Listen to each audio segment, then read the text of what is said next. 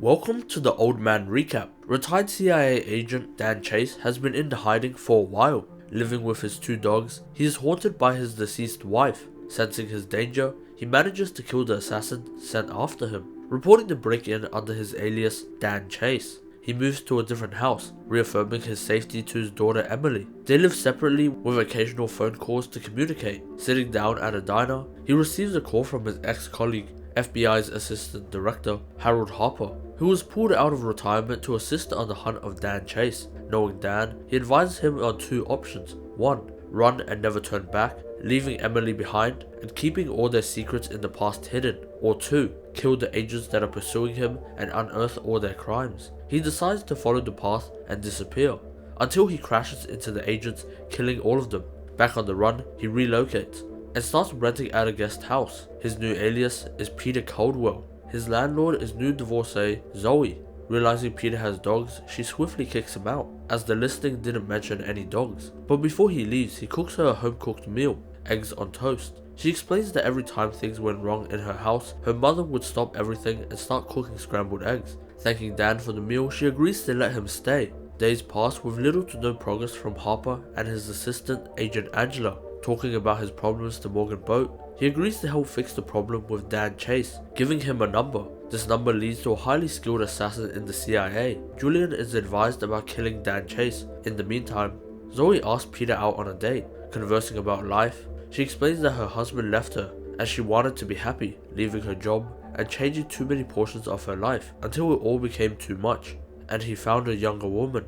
After a couple glasses of wine, they are stopped for a routine check, and she accidentally says that he is her husband. They spend the night together. In the morning, he comes to his senses and quickly tries to rush off, realizing the body cam would have caught his face. Admitting his political treason, even Emily tries to convince her to leave with Peter, but she ultimately decides to stay. Hearing bullets ring off, she notices Peter fighting a pursuer. Setting the dogs free, he manages to shoot the pursuer, and for her safety, he forces her into the trunk, driving away as the SWAT almost arrive on the location. He shoots down the FBI drone, and Julian manages to make it out before the SWAT team arrive and live. Julian is always prepared for every single variable in his assassinations. Mike, his partner in crime, is suspicious of Boat for not telling him or not knowing that Peter was packing to leave. Running this through the chain of command, he suspects that Harper has a mole in his operation. Morgan confirms this because he placed the mole inside of it. Julian informs Harper about the mole, and he starts to get suspicious of Angela.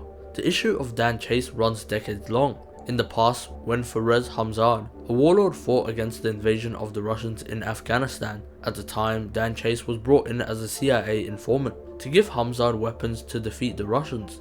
And getting onboarded by Hamzad's wife after a long-fought battle at night and barely escaping the Russians' torture chambers where children were slaughtered in front of their parents, they retaliate by killing Russian soldiers and taking Pavlovich, the commander of the Russian force in the nearing village. Torturing information out of him, they rest up for the night. Hamzad's wife meets up with Dan for help. She explains her dire situation, that she was spying and feeding Russians the wrong intel, and if Pavlovich reveals this during interrogation, Hamzad might look at this the wrong way and she might be killed.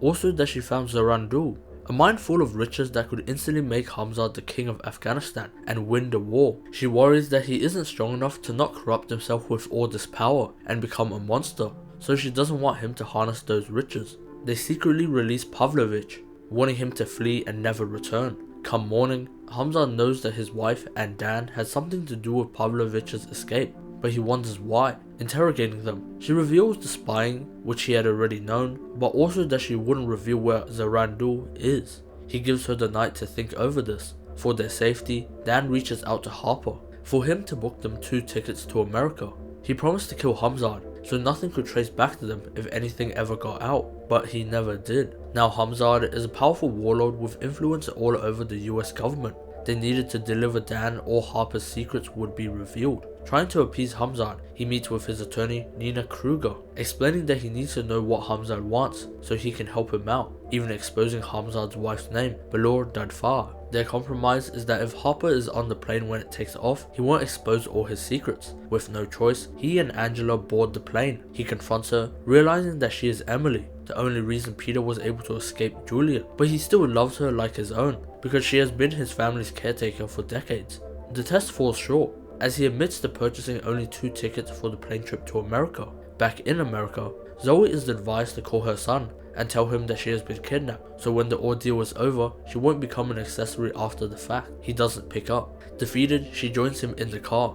They are going to change aliases to Henry and Marcia Dixon, a married business couple. Starting their new life in an upscale apartment, Marcia starts to get acquainted by practicing her signature and feeding the dogs. Henry fails to get an investment. Returning home, he is shocked to find that Marcia, now with the signature, wants half of everything he owns, so she can be respected, and so that she can feel security for whenever he tries to hurt her. Initially frustrated, he agrees, because he only cares for Emily. Everything after that is additional. Preparing to kill Hamzat, he gives Marcia a chance to try and persuade the investor, and she successfully does it. Henry now drops off his dogs, and they go with their last resort, visiting a person that could kill Hamzat and end this nightmare. Arriving on his island, he meets with Pavlovich to ask for a favor to kill Hamzat. He reveals that Hamzat had already contacted him.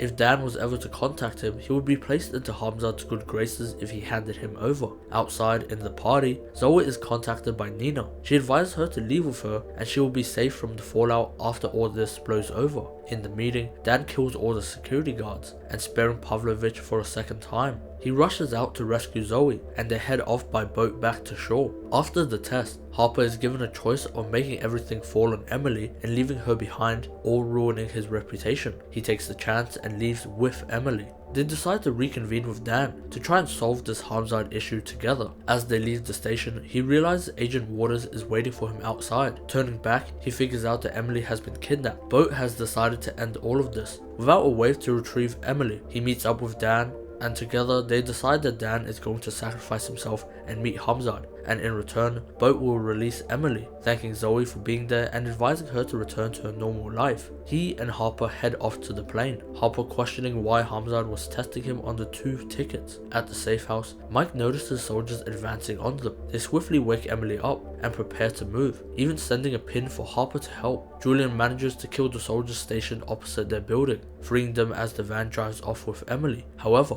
they are stopped by a random elderly lady. Changing directions, Harper hands him a gun. Dan shoots down the 3 pursuing vehicles and they speed off to the scene of the crime. They arrive late to find the deceased members of the van, with Emily missing. Dan reveals that they didn't only fly 2 people out, and they debated asking him for a 3rd ticket, but they needed to keep it hidden. They had taken Hamzat's daughter, Emily. He didn't want to kill Hamzat because he couldn't bear for his daughter to watch her father's death. Emily is returned home to Hamzat. This is where the story ends. Make sure to subscribe, and for more, watch this.